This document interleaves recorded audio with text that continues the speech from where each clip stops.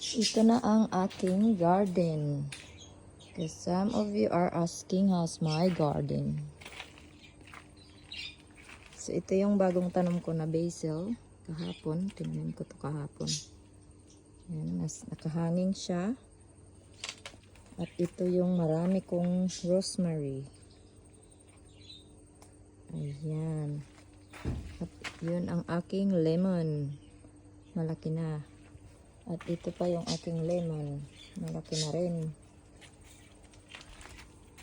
At yung aking sayote. Ayan. Napunta na sa taas yung aking sayote. Oh. Yung aking cabbage kinain ng mga insekto. Yung aking pinya.